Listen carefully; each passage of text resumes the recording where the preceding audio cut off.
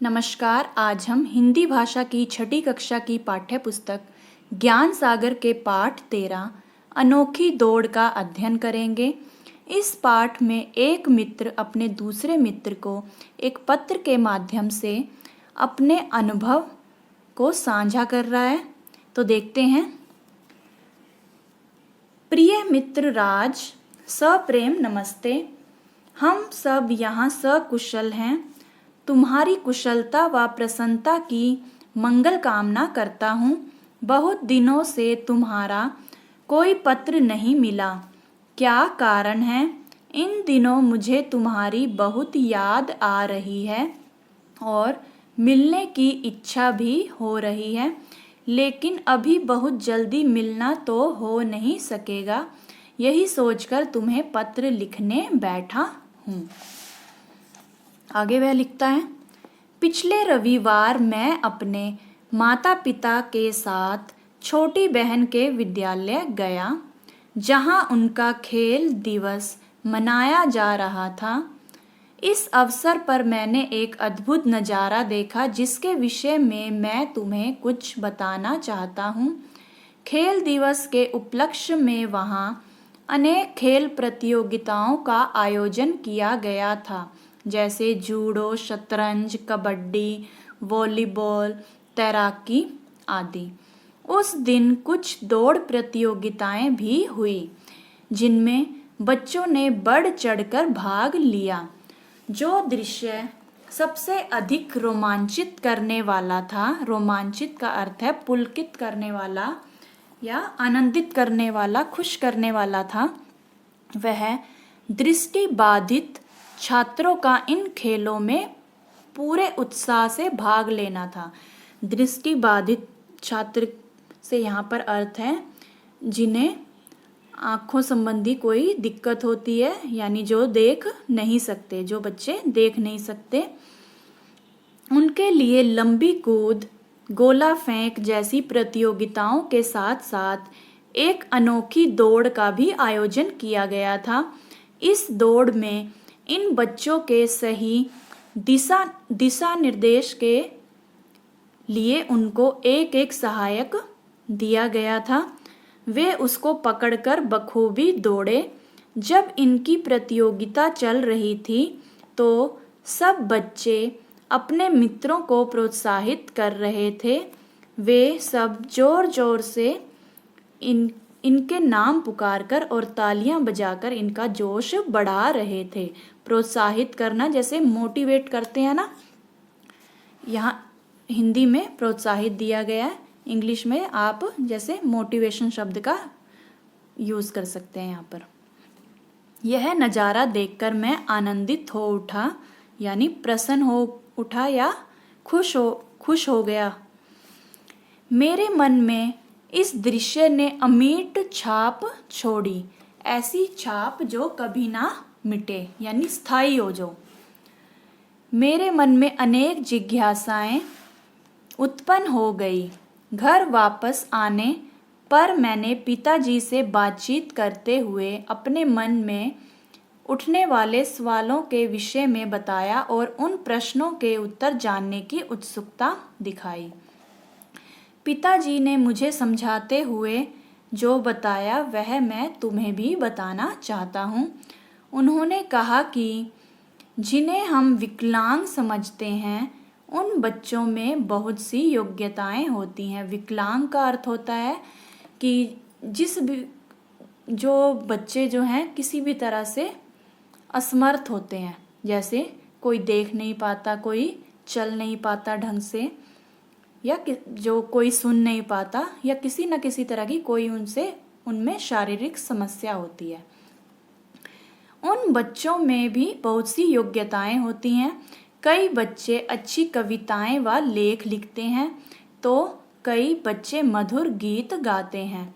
कुछ बच्चे खेलों में बहुत निपुण होते हैं।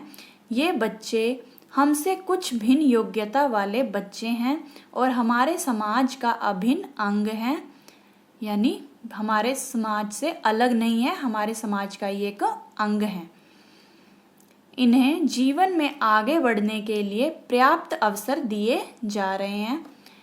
खेलों में तो अंतर्राष्ट्रीय स्तर पर ओलंपिक खेलों के समान इनके लिए पैरालंपिक खेलों का आयोजन होता है कि इन बच्चों में भी योग्यताएं होती हैं।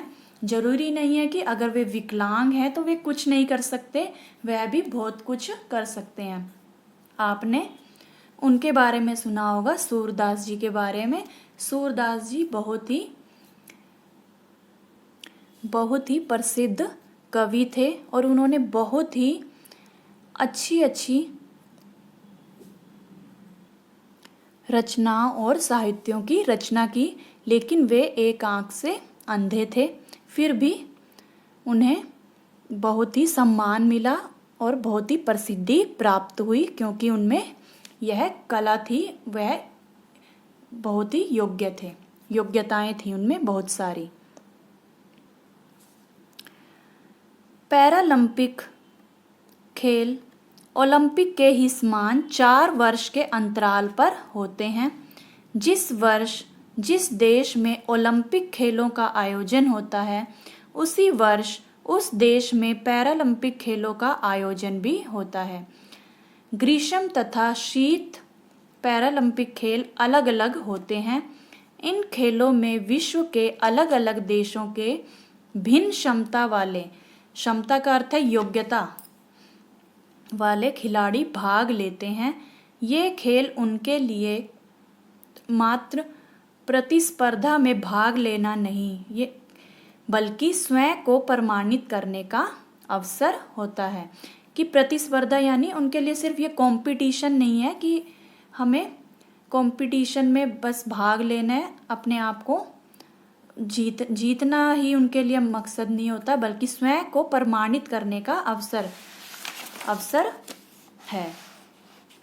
यह जीवन के प्रति उनके उत्साह और विश्वास का प्रतीक भी है कि उनके लिए सिर्फ जीतना ही नहीं है यहाँ पर, बल्कि अपने आप को प्रमाणित करना है कि हम भी कुछ कर सकते हैं। अपने आप को सिद्ध करना है कि हम किसी भी क्षेत्र में पीछे नहीं है, हमारे अंदर भी योग्यताएं हैं, तो हम कुछ ना कुछ अवश्य कर सकते हैं। चाहे हम जीते चाहे ना जीते, कम से कम हमने कोशिश तो की। भारत में भी हमारे देश की पैरालंपिक समिति इन बच्चों के लिए समय समय पर खेलों का आयोजन करवाती है। इन खेलों के माध्यम से उनका आत्मविश्वास व आत्मनिर्भरता बढ़ती है और मन, सोच व जिंदगी भी बदल जाती है। यह सब देख व सुनकर मुझे भी सोचने की नई दिशा मिली और इन बच्चों के प्रति मेरा दृष्टिकोण ही बदल गया, मतलब नजरिया ही बदल गया। मैं आशा करता हूँ कि तुम भी यह पढ़कर एक नवीन स्फूर्ति का अनुभव करोगे। हम बच्चों को मिलकर समाज की सोच बदलनी होगी, जिससे इन बच्चों जैसे सभी लोगों की जिंदगी में नई आशा उत्पन्न हो, तभी मानवता की बगिया महकेगी। अपने माता पिता व बड़े भाई को मेरा प्रणाम कहना। शीघ्र ही परिवार सहित मिलने का कार्यक्रम बनाना। पत्र का उत्तर जल्दी देना। तुम्हारा मित्र सिद्धार्थ। तो इस पाठ में एक मित्र ने अपने दूसरे मित्र को पत्र के माध्यम से यह बताया उन बच्चों की जो विकलांग होते हैं, उन बच्चों की योग्यताओं के बारे में कि उनमें भी योग्यताएं होती हैं, वह भी किसी न किसी क्षेत्र में निपुण होते हैं और उन्हें जब कुछ करने के लिए मौका दिया जाता है तो उनमें आत्मविश्वास और आत्मनिर्भरता बढ़ती है। तो हमें भी उन बच्चों के प्रति अपनी सोच को बदलना होगा और अपना नज़रिया, दृष्टिकोण भी बदलना होगा और उन्हें आगे बढ़ने के पूर्ण अवसर दिए जाने चाहिए। आशा करती हूँ आपको यह पाठ अच्छे से समझ में आ गया होगा।